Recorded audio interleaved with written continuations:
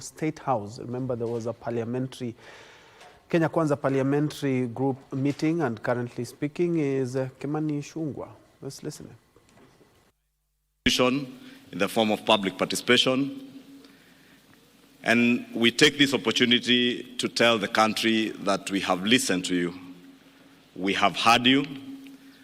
And the committee has briefed the parliamentary group on the proposed changes that they have proposed to the finance bill of 2024-2025 that capture many of the issues that were raised by stakeholders during the public participation, and we have been able to engage on all those and agreed with His Excellency the President. I will now invite our chair, the very able chair of our Finance and National Planning Committee, the member for Molo constituency in Nakuru County, the Honorable Kuria Kimani, to take us through the brief of what has been agreed on the changes proposed. Thank you. Thank you very much, Leader of Majority, Your Excellency President, and all Kenyans watching us this morning. When we started the public participation in Finance Bill of 2024, we did make a promise that that public participation would not be an exercise in futility. We have listened to the view of Kenyans, and we are all in agreement that there are two things that we must do. One of them is that we need to protect Kenyans from increased cost of living, and therefore the proposed 16% VAT on bread has been dropped. To support, again, on reducing the cost of living, we are doing something about vegetable oil so that we do not make it expensive for Kenyans. Transfer of mobile services is a key concern to many Kenyans, and therefore, again, we have proposed that we do not have any increase on taxation or mobile phone transfer. We have seen in the recent past the proposals that we've made on statutory deductions on SHIF and housing levy has added a loan on, especially on salaried Kenyans, and therefore we have proposed that those statutory deductions now be allowable to pay, so they will not pay an additional pay on those. We all agree that environment conservation is a key concern. The fact that you've had a drought and a few months of floods and our drainage clogs, we have agreed that we need to make a good decision about how to protect our environment. And that is what the wisdom on the introduction of eco-levy. However, imposing this on locally manufactured goods would again increase the cost of those locally manufactured goods in the country and stand a risk of making them not competitive in the East African market and globally. Therefore, this eco-levy will only be chargeable to imported finished products. And therefore, all locally manufactured items, and especially including diapers and sanitary towels, will not be subject to eco-levy. We must make sure that we become a manufacturing country and not a trading country. And therefore, the imposition of this only on imported finished products makes our locally manufactured products more marketable to the, not just reducing the price, but also making them affordable to even export. On the VAT threshold, we have proposed in our amended report to increase that VAT threshold from 5 million shillings to 8 million shillings. Therefore, small and medium enterprises that have turnover of less than 8 million shillings do not therefore have to register for VAT. On items, we have had avocado farmers being asked to give items receipts. We've had mama mbogas who do their supplies to hotels being asked to register for items. We have proposed that these people be given exemption on items registration, and especially for those farmers and those small businesses that have a turnover of below 1 million shillings. We have had the conversation about eggs and onions and potatoes.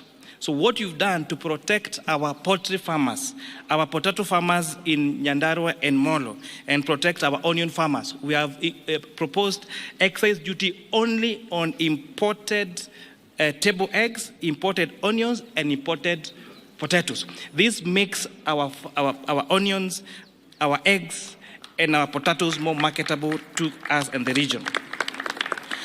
To support the fight against illicit brews in the country, we have proposed a change in excise duty to changing it from a volume to alcohol content. Therefore, those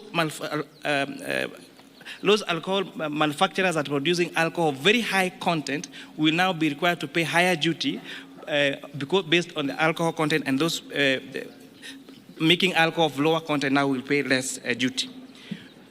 To support our pension contributions, because one day we'll all retire, we are now increasing the amount of taxable pensions we are now increasing the amount allowable for tax exemption for pension contributions from 20,000 shillings to 30,000 shillings.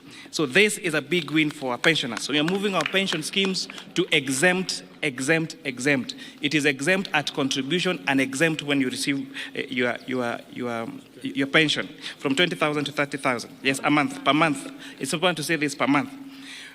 We have also been appraised of the money that is allocated for junior secondary school to hire all the intern teachers into permanent and pensionable terms. And the number there is actually 46,000 shillings, 46,000 junior secondary school teachers, in addition to recruit an additional 20,000. Your Excellency, we are very happy that the proposals that were brought to the National Assembly and the ones that we are proposing to the House are two amended documents. Because, again, I repeat, the exercise we did on public participation was not an exercise in futility. On motor vehicle tax, in as much as we agree that there is need to have money allocated to maintain our roads, and those people that are using our road more and roads, we have agreed that the motor vehicle tax cannot be amended through an income tax act, and also pegging it on insurance would cripple the insurance business and make it very difficult, especially for those Kenyans who take third-party insurance, and therefore that proposal has been dropped. Oh yes, sugar transportation. Yes, in addition, there was a concern about transportation of sugar from the milling factory to the farms, and therefore to the sugarcane, sorry. We have listened to the concerns about the transfer of sugarcane from the farms to the milling factory. And people are asking, why sugarcane? And why not coffee? And why not tea? Sugarcane is very bulk. And therefore, the largest cost in the processing of sugarcane is actually on transportation, unlike most other crops. And that is why we have recommended to remove VAT on transportation of sugarcane from the farms to the milling factories. For the mobile phone, I actually did mention that mobile phone transfer services has been, we have not increased that, it still retains at 15%. The concern about foreign exchange transactions, the concern about transfer in banks, that the status quo remain, no additional taxes have been increased on that particular sector. Thank you, Chairman Kuria.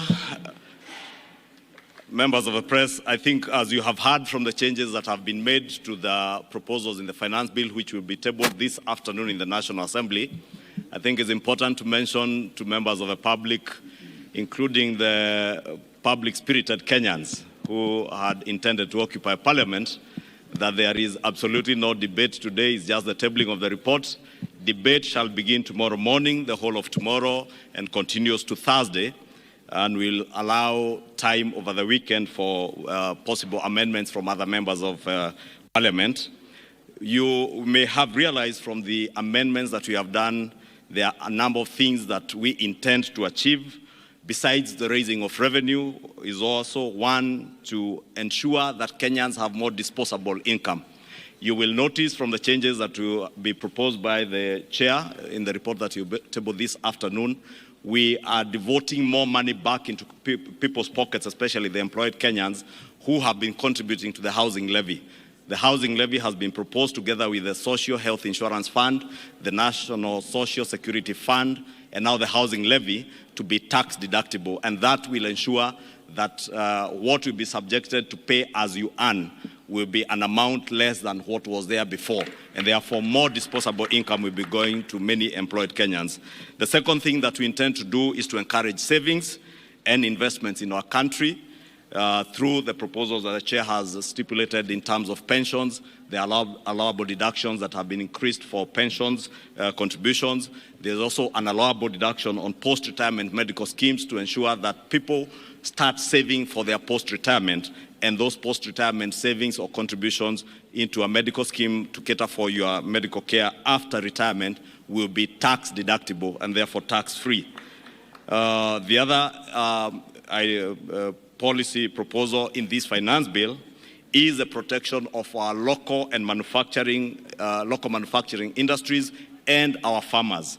We as a country have made huge investments with our farming communities, and therefore we are intentional on protecting those farmers. That is why you hear the proposals to levy excise duty on imported potatoes, imported table eggs and onions, and also the imposition of eco tax or eco levy on imported finished products.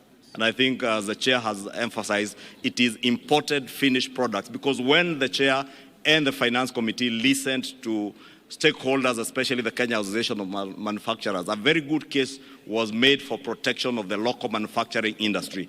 Therefore, to protect our local manufacturing industry and create jobs within our economy on imported finished products, right from the bodas, the motorcycles, to sanitary towels that are imported, and diapers and all that. Therefore, I think we'll close it at that, unless, Your Excellency, you have something more to add. Okay. On the transport side, on bodas, there has been a concern about introduction of excess duty on motorcycles. Again, the decision that we made last year to incentivize local assembly of motorcycles have seen a lot of institutions set up local assembly of motorcycles here in Kenya. There is no reason why we must import a complete finished motorcycle from China. So we are putting excise duty on the one that is imported, but the ones that are made here locally, those are exempted. And it's also important to mention, to protect the vulnerable and those people at the bottom of the pyramid, the eco levy on tires has been exempted on motorcycles, on bicycles, and on wheelchairs, so that those people doing that business around the border sector will not, and even wheelbarrows, so that we don't increase. So there is no worry, there is not going to be increase in the price of wheelbarrow or motorcycles or tuk-tuks or bicycles. Thank you very much. Or mkokoteni. Asanteni, there is lunch. Karibuni lunch. I just want to hug you because